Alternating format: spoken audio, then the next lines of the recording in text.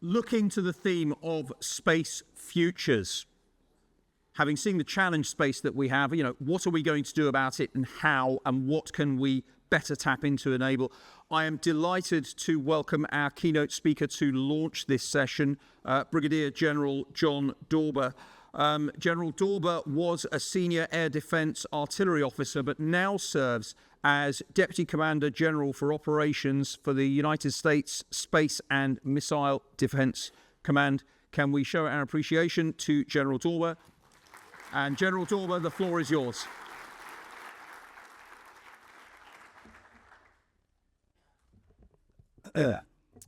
Well, good afternoon, ladies and gentlemen.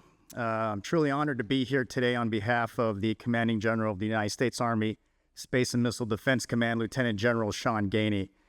I'd also like to echo appreciation to the UK Space Command and also the Air and Space Power Association for hosting this great conference where we could get together through some thoughtful dialogue and engagements and learn a bit, expand some perspectives, and perhaps identify some tremendous opportunities that we can move forward with. So thank you for that opportunity to be here and be a part of that.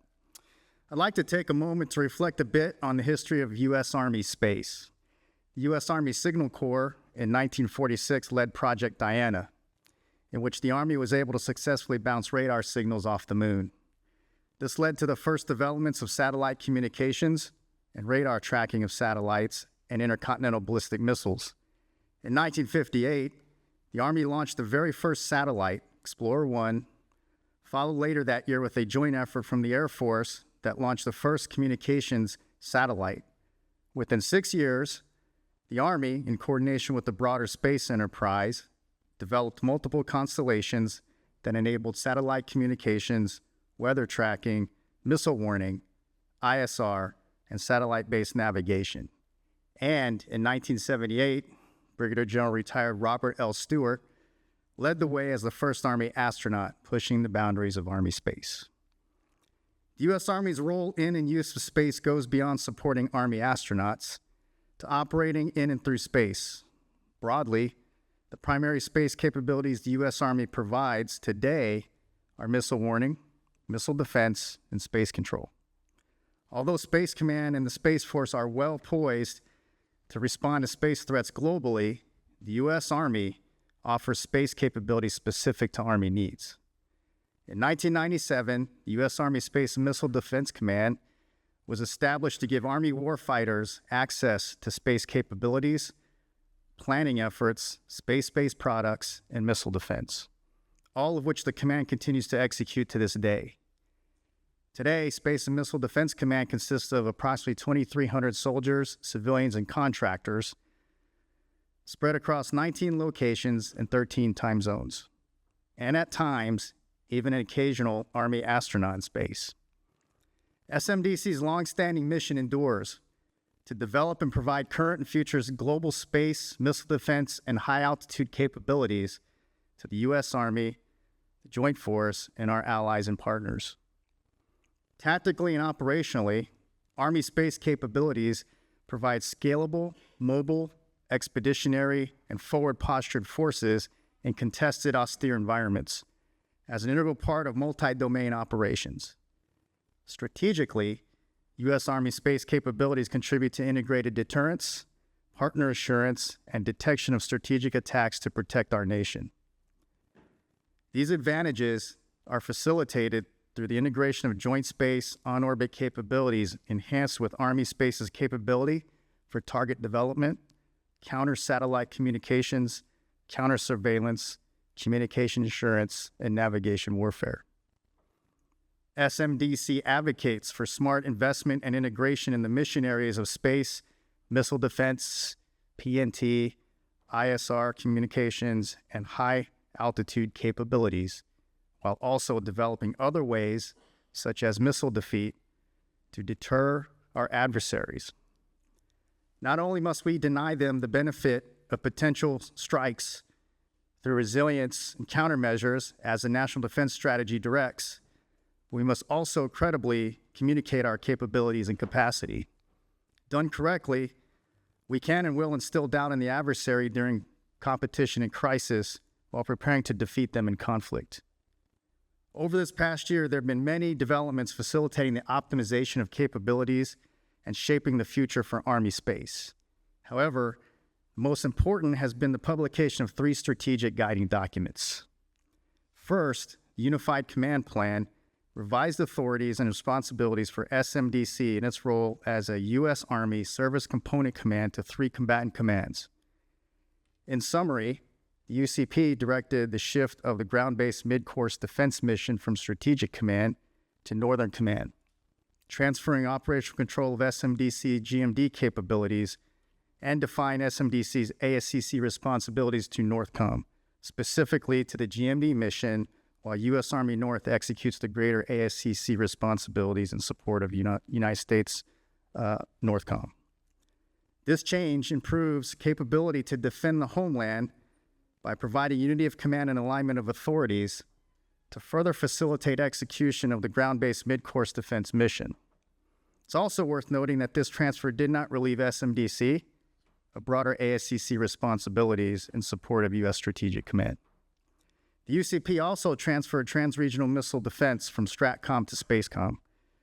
This transfer consolidates 3 mission areas of missile warning, missile defense, and space domain awareness under the command assigned as DoD's Global Sensor Manager.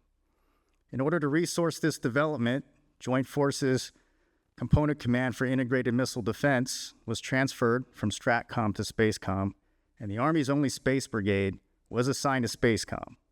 Here, SMDC works closely with SPACECOM to provide Army space capabilities, service expertise, and advocacy in support of SPACECOM's space operations, trans-regional missile defense, and global sensor manager missions. Next, the Army Force Structure Transformation Memorandum, which you'll hear me refer to as RSTRUC for the remainder of the keynote, describes the U.S. Army force structure changes that will modernize and continue to transform the service, focusing on conducting large-scale combat operations against technologically advanced military powers. One of the most significant new force structure additions is completing the build-out of the Army's 5 multi-domain task forces. These task forces are designed to increase the depth and scale at which the Army can protect joint and coalition forces by delivering non-kinetic space and cyber effects to shape the maneuver battle space. In addition, RSTRUC changes include the development of a theater strike effects group, which I'll talk about more here in a minute. Every step towards the future and requisite modernization relies on shared goals, framework, and a vision. Recognize the importance of the space domain to Army operations. The Army published the Army Space Vision supporting multi-domain operations last December. This vision is contextualized by an operational environment where the Army recognizes that the next fight will occur across multiple domains and that space has become more important as both an enabler and dependency to warfighting.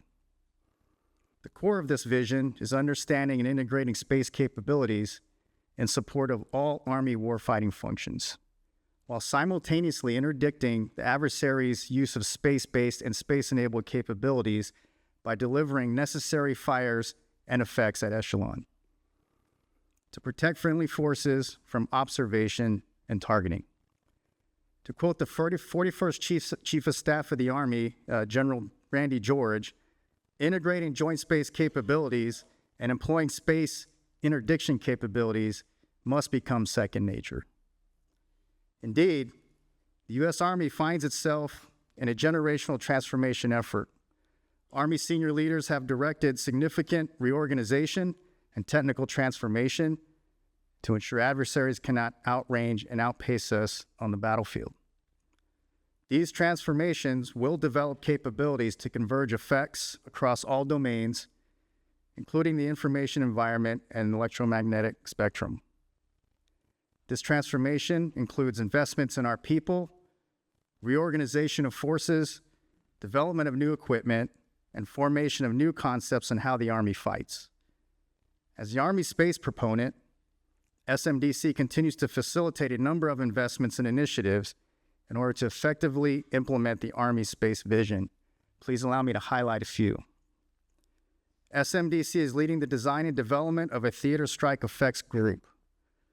The TSEG is the Army's contribution to space domain warfighting, integrating at the intersection between land and space domains. Its purpose will be to plan, integrate, synchronize, and execute task-organized, ground-based space and high-altitude capabilities for the Theater Army or the Joint Force Land Component Command. This formation will be capable of attacking, creating deception, and disrupting an enemy use of space in support of the operational and tactical fight.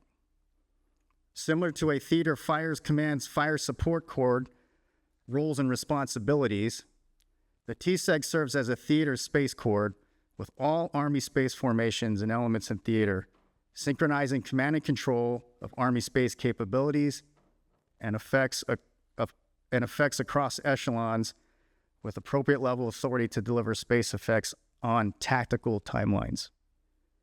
Along with MDTF, Theater Fires Command elements, Theater Information Advantage detachments, the TSEG is among the Army's leading theater Army multi-domain operations enabling formations for the Army of 2030. With respect to equipment modernization, SMD's focus over the next 16 to 24 months is development of new Army space capabilities. The goal is to deliver modular capabilities to the force. Multiple space electronic warfare modules will be delivered to multi-domain effects battalions within multi-domain task forces 1 through 3, the 1st Space Brigade, and the Space and Missile Defense School. Over the next 2 to 7 years, SMDC intends to deliver capabilities to the total force by continuing to field the force with space electronic warfare systems from fiscal years 2026 through 2031.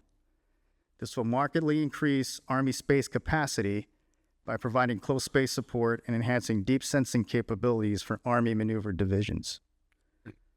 In an effort to create new combinations of capabilities, methods, and effects with existing capabilities, SMDC has been working closely with Army Cyber and Army Special Operations Forces commands to converge unique skills and exquisite capabilities. Army Cyber Space Soft Triad integration leverages current capabilities and existing authorities of 3 Army commands to achieve convergence, amplify lethality, and effectively contribute to integrated deterrence.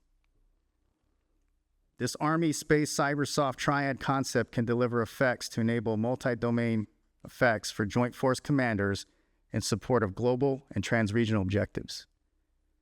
Through collaboration, Triad can provide low-cost, high-impact global asymmetric options that are less escalatory in competition and crisis, while also providing opportunities and advantages in conflict.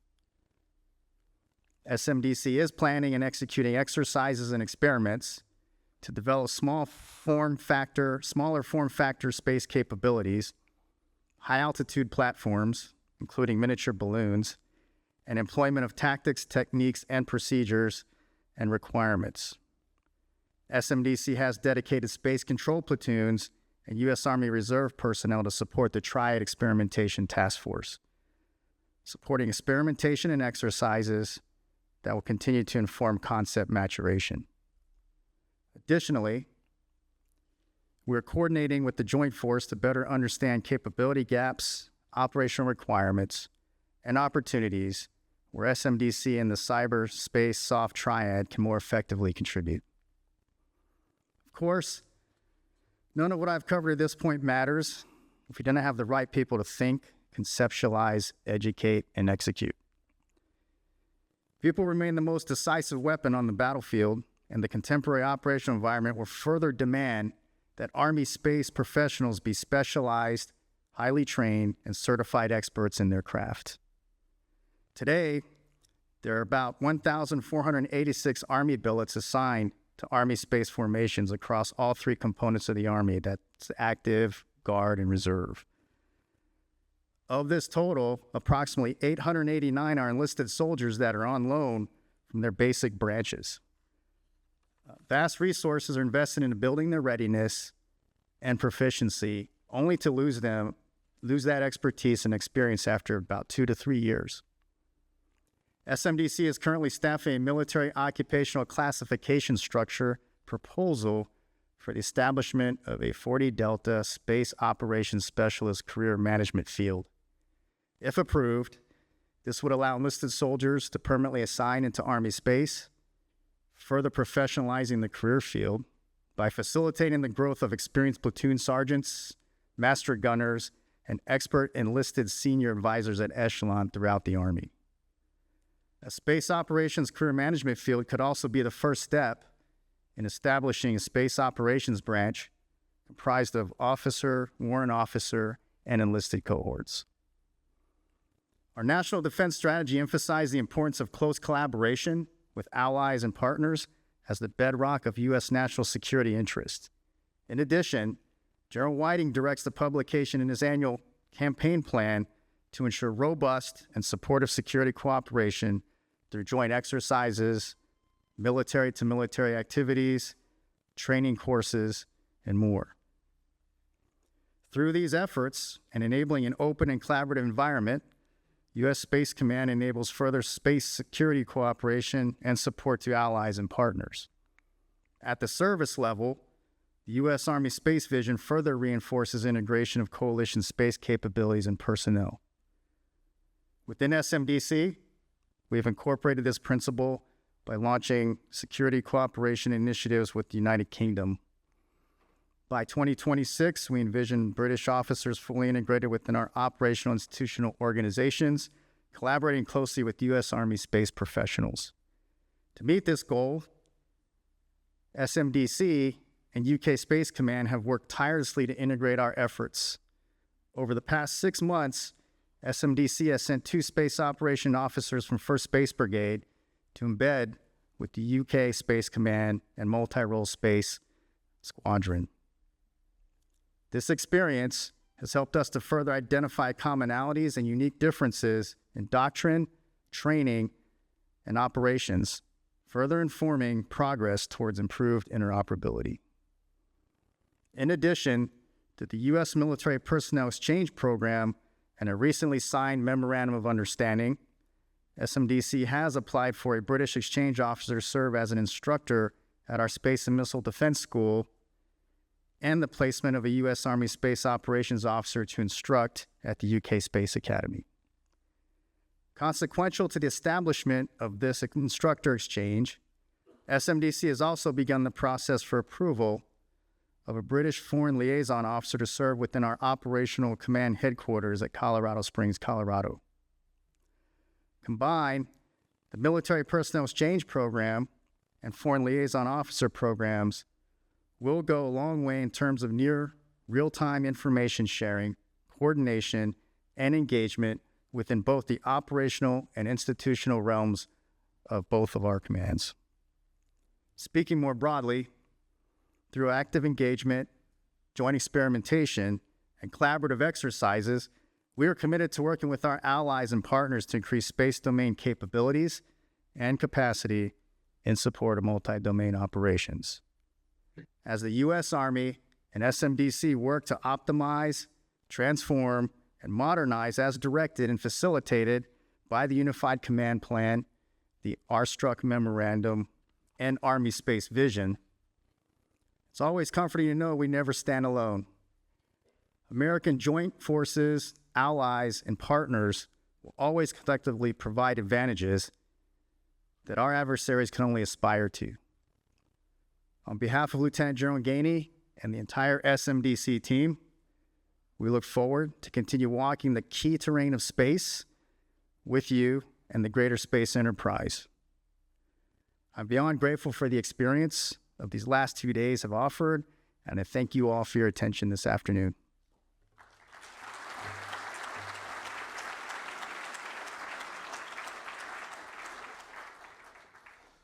Thank you, General Dawber, for not only highlighting the key priorities going forwards for Space and Missile Defense Command, but also bringing it back to the key enablers, which are around people and your skills priorities, and crucially, the international partnerships which you highlighted in terms of embedding at all levels up to senior and strategic. So thank you very much, General Dawber.